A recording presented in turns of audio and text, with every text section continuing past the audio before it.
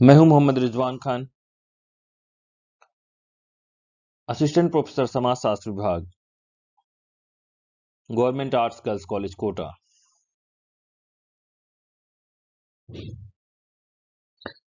कोटा विश्वविद्यालय के पाठ्यक्रम के अनुसार बीए प्रथम वर्ष के पहले पेपर पर आज हम बात कर रहे हैं और हमने जो टॉपिक लिया है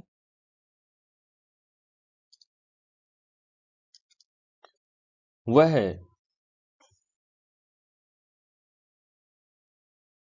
समाजशास्त्र क्या है।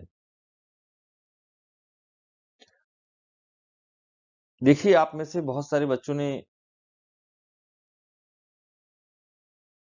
समाजशास्त्र विषय को खुद लिया है। कुछ लोगों के साथ ऐसी भी कंडीशन होगी कि उनको समाजशास्त्र का विषय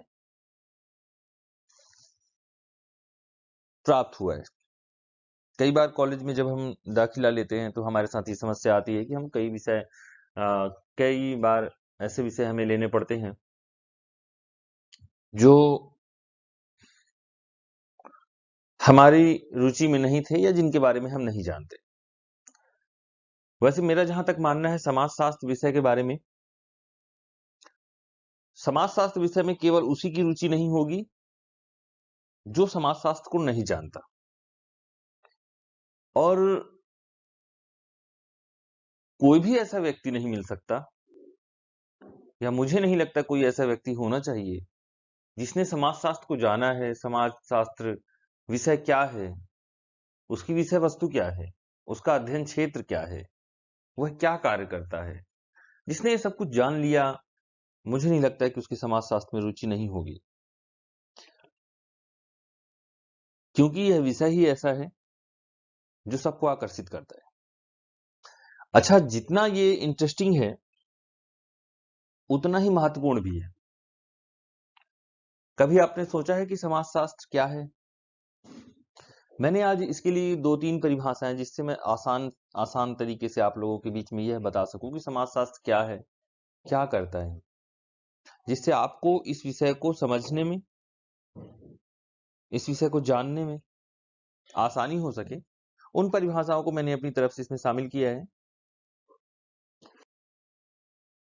पहली जो परिभाषा हम ले रहे हैं समाजशास्त्र की, वो मैक्स वेबर ने कही है, और उन्होंने कहा है कि समाजशास्त्र मानव मस्तिष्क की अंतः क्रियाओं का अध्ययन है।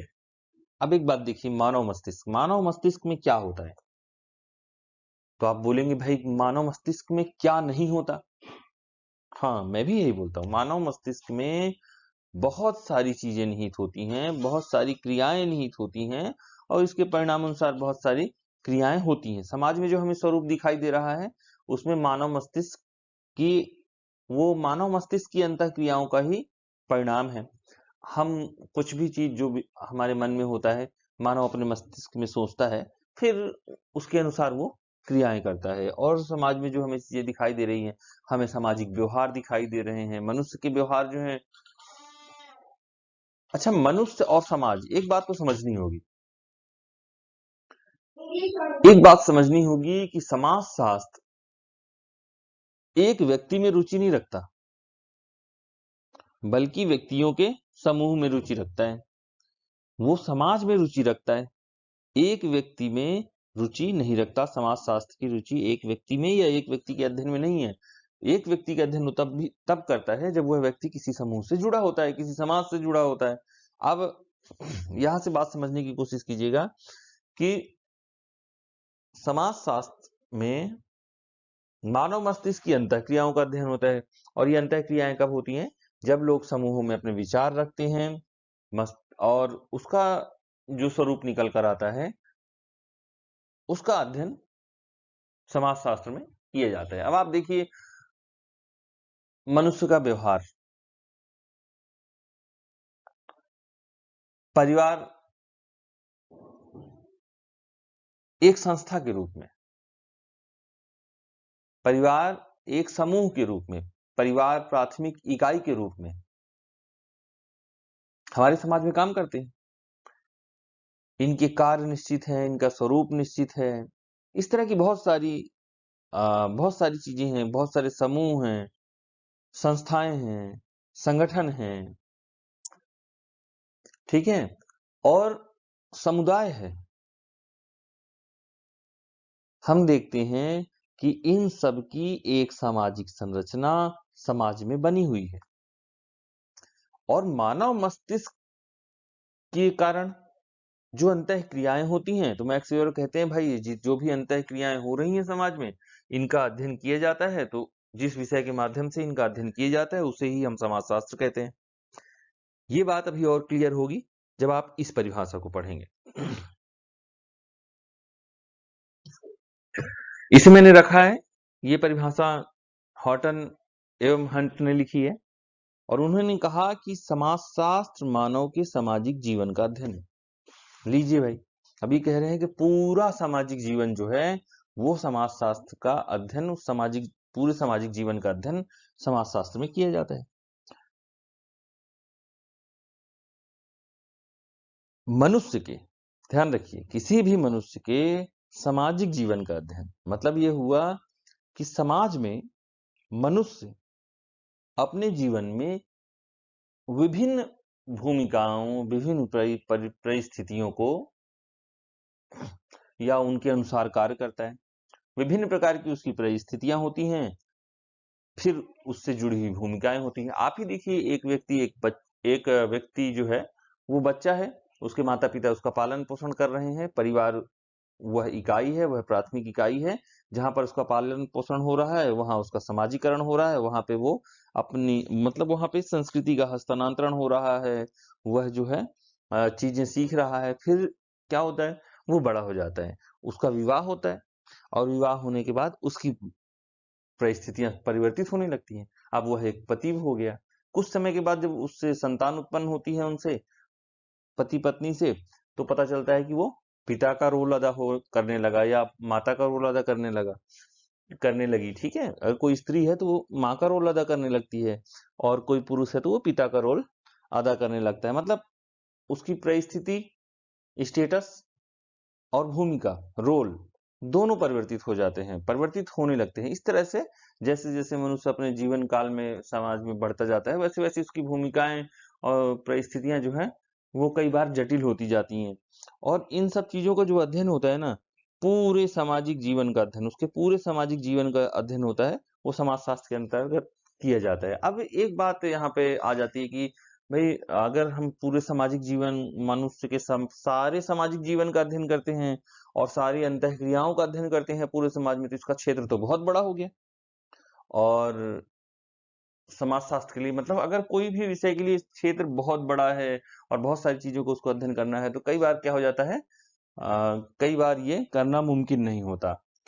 तो ये बात सही है कि समाजशास्त्र का जो क्षेत्र है वो थोड़ा सा बड़ा दिखाई देता है हमें, इसलिए इसको स्पेसिफिक या इसका इस क्षेत्र को निर्धारित करने का भी प्रयास समाजशास्त्रियों ने किया है। लेकिन इन क्षेत्र को लेकर और विषय को लेकर थोड़ा बहुत मतभेद भी है। कुल मिलाकर हमें ऐसा लगता है कि समाजशास्त्र क्या है, अगर हम इन सब चीजों को जाना है, तो एक परिभाषा हम इयान रॉबर्टसन की भी शामिल कर रहे हैं, जिससे थोड़ा सा स्पेसिफिक हो जाएगा कि समाजशास्त्र मतलब किस बात का अध्ययन करता है। तो हमें पता चलता है समाजशास्त्र समाज के व्यवहार का अध्ययन है। अब लीजिए, इन्होंने कहा कि समाज के व्यवहार का अध्ययन है, और समाज का व्यवहार मतलब एक व्यक्ति का व्यवहार नहीं है, समाज के व्यवहार अलग और एक व्यक्ति के व्यवहार अलग।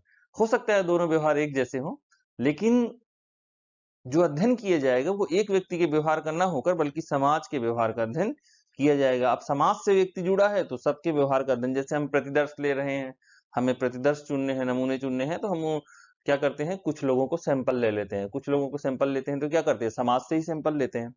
तो समाज शास्त्र समाज के व्यवहार का अध्ययन है, इयान रॉबर्टसन। ये परिभाषा मुझे पसंद है, और आप भी इस बात को ध्यान में रखें तो आपको ये बात तो कंफर्म याद रहेगी कि समाजशास्त्र समाज में समाज के व्यवहार का अध्ययन है। ठीक है, अब देखिए, कुल मिलाकर अपन को जो समझ में आ रहा है,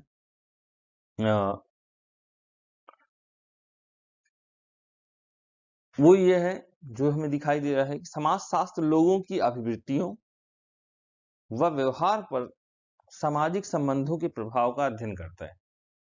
अब बात समझ में आ रही होगी कि जो अभिवृत्ति होती है लोगों की, मानव की, मनुष्य की, ठीक है?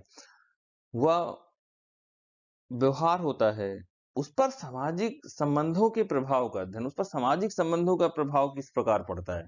मनुष्य की प्रवृत्तियों पर, उसके व्यवहार पर सामाजिक संबंधों का क्या प्रभाव पड़ता है, इसका अध्ययन समाजशास्त्र करता है। इसके साथ ही समाज की रचना कैसे होती है, वह उनमें बदलाव किस प्रकार आता है। भाई समाज की रचना किस प्रकार होती है? जैसे पहले ग्रामीण समाज था, उससे औद्योगिक समाज बन गया, नगरीय समाज बन गया। आज हम नगरीय समाज को और ग्रामीण समाज को अलग-अलग पढ़ रहे हैं। हम देख रहे हैं कि औद्योगिक समाज में या नगरीय समाज में अलग तरह की विशेषताएं प्राप्त हो रही हैं और जो ग्रामीण समाज है उसमें अलग विशेषताएं प्राप्त हो रही हैं। समाज में किस तरह का परिवर्तन आता है, किस तरह के बदलाव आते हैं, इनकी रचना कैसी होती है, इसका अध्ययन भी समाजशास्त्र करता है। तो कुल मिलाकर ये था कि समाजशास्त्र क्या है। मुझे यह समझ में आता है या मैं यह समझाने की कोशिश कर रहा हूं कि समाजशास्त्र लोगों के व्यवहारों का अध्ययन है। समाजशास्त्र हमारे समाज का अध्ययन है। समाजशास्त्र समूहों का, संगठन का, समाज का अध्ययन है और समाजशास्त्र का अध्ययन करते समय सामाजिक संबंधों का विशेष महत्व है, क्योंकि सामाजिक संबंध जो हैं वही मनुष्य के व्यवहार को, मनुष्य की प्रवृत्तियों को, समाज को, सामाजिक संरचना को, समाज में बदलाव को, इन सब चीजों को प्रभावित करते हैं या नियंत्रित करते हैं। ठीक है, तो इस प्रकार से समाजशास्त्र को हमने जिस तरह 2-3 तरह से समझने की कोशिश की और मुझे लगता है आप लोगों को समझ में आ गया होगा। बड़ी सीधी सी बात है, समाजशास्त्र ऐसा विज्ञान है जिसके माध्यम से हम समाज का अध्ययन करते हैं, समाज के व्यवहार का अध्ययन करते हैं और सामाजिक संबंधों का इन पर क्या प्रभाव पड़ता है, इस बात का अध्ययन करते हैं। आगे हम और समाजशास्त्र मतलब अन्य विषयों के साथ उसके क्या संबंध हैं, समाजशास्त्र को हम विज्ञान के दृष्टिकोण से या समाजशास्त्र को अन्य प्रकार से किस प्रकार से देख सकते हैं, इस पर भी चर्चा करेंगे और निश्चित तौर पर आप सबको अच्छा लगेगा। जिन्होंने समाजशास्त्र नए विषय के रूप में लिया है, उनके लिए तो ये बहुत महत्वपूर्ण है। आप इसको समझने की कोशिश कीजिएगा। यकीन जानिए जब हम इसको पढ़ेंगे और हम ये देखेंगे कि हम समाज का अध्ययन कर रहे हैं, सामाजिक व्यवहारों का अध्ययन कर रहे हैं, सामाजिक प्रतिमानों का अध्ययन कर रहे हैं, सामाजिक संबंधों का अध्ययन कर रहे हैं, तो आपको बहुत अच्छा लगेगा क्योंकि हम इनको जीते भी हैं। जिन चीज़ों को हम पढ़ने वाले हैं, उन्हें हम जी रहे हैं, उनका स्वरूप देखते हैं और हमें देखिए इसको पढ़ने के बाद इनको समझने की भी जो क्षमता होगी हमारी, उसका विकास होगा और शायद जब आपकी सामाजिक संबंधों को समझने की क्षमता का विकास होगा, तो सामाजिक परिवर्तनों को समझने की क्षमता का विकास होगा, सामाजिक समूहों को समझने का, परिवार को समझने का, संबंधों को समझने का विकास होगा। तो निश्चित तौर पे फिर आप में सामाजिक जीवन जीने की जो कला होगी, उसका भी विकास होगा और अपने न सिर्फ आप अच्छा अध्ययन करेंगे, बल्कि आप अपने जीवन को एक सफल जीवन के रूप में, सफल मानव जीवन के रूप में जी सकते हैं और इसके लिए समाजशास्त्र आपको बहुत उपयोगी होगा। धन्यवाद। स्वस्थ रहिए, दूसरों को भी प्रेरित कीजिए। घर से बाहर जब भी निकलिए तो मास्क लगाकर निकलिए।